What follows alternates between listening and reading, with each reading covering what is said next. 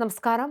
ഉസ്ബെക്കിസ്ഥാനിൽ അതിക്രൂരമായ കൊലപാതകത്തിനിരയായ മലയാളി മെഡിക്കൽ വിദ്യാർത്ഥിനി സാവരിയയുടെ മരണത്തിൽ കുടുംബം ഉന്നയിച്ച ക്രൂരമർദ്ദനത്തിന്റെ ആരോപണങ്ങൾ പൂർണ്ണമായും ശരിവയ്ക്കുന്ന പോസ്റ്റ്മോർട്ടം റിപ്പോർട്ട് പുറത്ത്.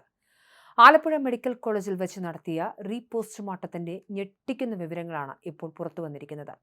കൊല്ലപ്പെട്ട പെൺകുട്ടിയുടെ ശരീരത്തിൽ അതിക്രൂരമായ പീഡനത്തിന്റെ ലക്ഷണങ്ങൾ ഉണ്ടായിരുന്നുവെന്ന് റിപ്പോർട്ട് വ്യക്തമാക്കുന്നു. കുട്ടിയുടെ നട്ടെല്ലിന് കടുത്ത പൊട്ടൽ സംഭവിച്ചിരുന്നു. ഇതിനു പുറമെ കാല് മുതൽ തല വരെ ശരീരത്തിന്റെ ഒട്ടുമിക്ക ഭാഗങ്ങളിലും അതിശക്തമായ മർദ്ദനമേറ്റതിനെ തുടർന്നുള്ള മാരകമായ ചതവുകൾ ദൃശ്യമായിരുന്നു. തലക്കേറ്റ അതിശക്തമായ അടിയാണ് മരണത്തിന് യഥാർത്ഥ കാരണമായതെന്നാണ് ആലപ്പുഴ മെഡിക്കൽ കോളേജിലെ വിദഗ്ധ സംഘം നടത്തിയ പരിശോധനയിൽ സ്ഥിരീകരിക്കപ്പെട്ടിരിക്കുന്നത്.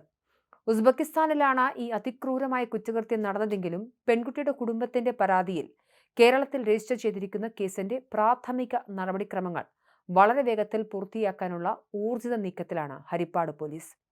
മലപ്പുറം പെരിന്തൽമണ്ണ സ്വദേശിയും സാവരിയയുടെ സഹപാഠിയുമായ സദറുൽ അനാമിനെതിരെയാണ് നിലവിൽ പോലീസ് കടുത്ത വകുപ്പുകൾ ചുമത്തി കേസെടുത്തിരിക്കുന്നത്. ഉസ്ബെക്കിസ്ഥാനിലെ ബുഖാറ സ്റ്റേറ്റ് മെഡിക്കൽ യൂണിവേഴ്സിറ്റിയിലെ 1ാം വർഷ വിദ്യാർത്ഥികളായിരുന്നു സാവരിയയും പ്രതിയായ സദറുൽ അനമും. കഴിഞ്ഞ വെള്ളിയാഴ്ച ഇരുവരും ഹോസ്റ്റൽ മുറിയിൽ വെച്ച് സംസാരിച്ചു കൊണ്ടുനിരിക്കുന്നതിനിടയിൽ സദറുൽ അനം പെട്ടെന്ന് പ്രകോപിതനാവുകയും കയ്യിലുണ്ടായിരുന്ന ലാപ്ടോപ്പ് എടുത്ത് കടുത്ത ആക്രോശത്തോടെ സാവരിയയുടെ തലയ്ക്ക് അടിക്കുകയായിരുന്നു എന്നാണ് നിലവിൽ പോലീസിന് ലഭിച്ചിരിക്കുന്ന പ്രാഥമിക വിവരം. തലയ്ക്ക് കനത്ത ആഘാതമേറ്റ് രക്തത്തിൽ കുളിച്ച് ബോധരഹിതയായി വീണ സാവരിയെ ഇയാൾ തന്നെയാണ് പിന്നീട് ആശുപത്രിയിൽ എത്തിച്ചതെങ്കിലും ജീവൻ രക്ഷിക്കാൻ സാധിച്ചില്ല. വിദേശത്ത് വെച്ച് നടന്ന കുറ്റകൃത്യമായതിനാൽ സാധാരണ നിലയിൽ ഇന്ത്യൻ അന്വേഷണ ഏജൻസികൾക്ക് അന്വേഷണം നടത്തുന്നതിന് ചില നിയമപരമായ പരിമിതികളുണ്ട്. എന്നാൽ ഭാരതീയ നാഗരിക് സുരക്ഷാ സംഹിതയിലെ 208 വകുപ്പ് അനുസരിച്ച് വിദേശ രാജ്യങ്ങളിൽ വെച്ച് ഇന്ത്യക്കാർ ഉൾപ്പെടുന്ന കുറ്റകൃത്യങ്ങൾ നടന്നാൽ കേന്ദ്ര സർക്കാരിന്റെ പ്രത്യേക അനുമതിയോടുകൂടി ഇന്ത്യയിൽ വെച്ച് തന്നെ വിചാരണ നടത്താൻ വ്യക്തമായ നിയമവ്യവസ്ഥയുണ്ട്.